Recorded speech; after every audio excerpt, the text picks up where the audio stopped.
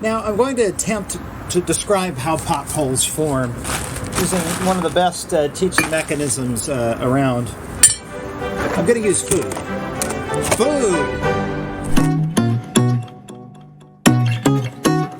Describe how this works. So we start off, we need soil that we build our road on, and to do that I'm going to use graham crackers.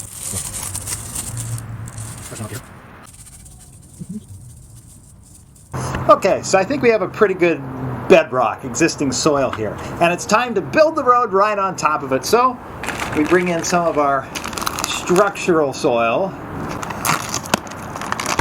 Of course, in real soil engineering, they do use a special structural soil on top. It lets the geotechnical engineers better know how the soil is going to behave when we start driving on top of it. And they come in with their heavy equipment trucks, can't forget that. Oh yeah. The compactor, a little compactor truck. You know, compaction is actually one of the most important parts of the road building process.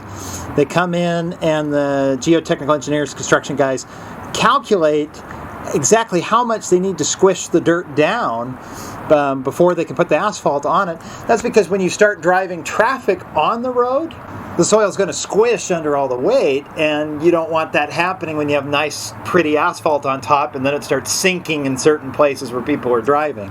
And those calculations get into things like the soil moisture content, the amount of air in the soil.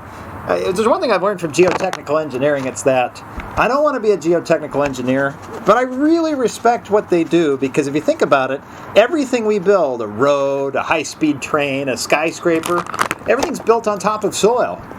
All right, I think we're ready for some asphalt. Yum, yum.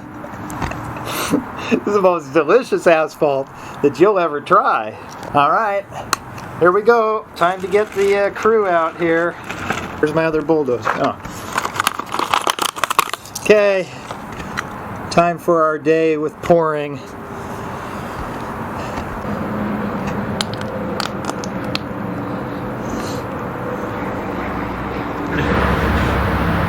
It's not spreading like I hoped it would. I don't want to drive my steamroller over this, so we'll improvise. Sweet. Looks like a road.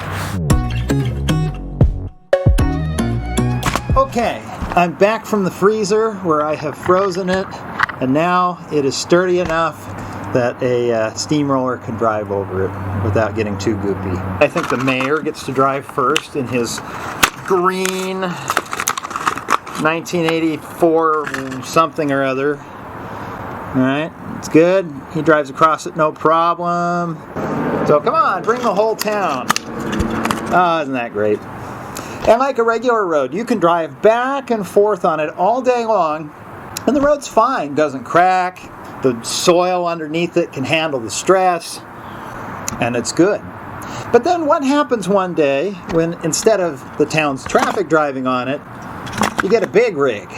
This is the closest thing I could find to a semi-truck. City service. I don't know what that is. If it's supposed to be a sweeper truck. It, with its mighty 80,000 pounds gross vehicle weight, drives down the road and crack! Puts a big crack in it. And then the rainstorm comes. And it starts pouring all over our road here. See how normally the water beads off the road and pours off? Instead of doing that, water starts getting in underneath those cracks and starts washing the soil out from under the road. Then comes along Mrs. Made in China. She's cruising along. She hits that point of asphalt that no longer has any support under it, and blam! Into the hole she goes, and now you've got this gaping hole in the asphalt.